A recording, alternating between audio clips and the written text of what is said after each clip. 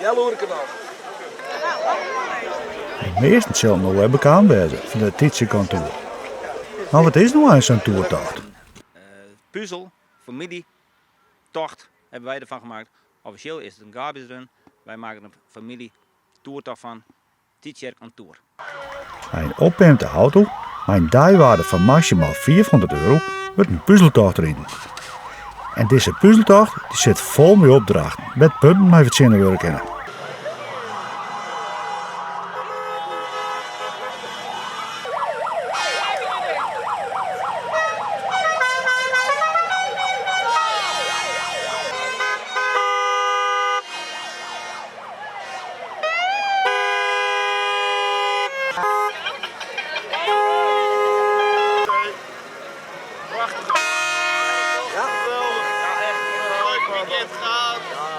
Op naar de volgende Tietjekantoor.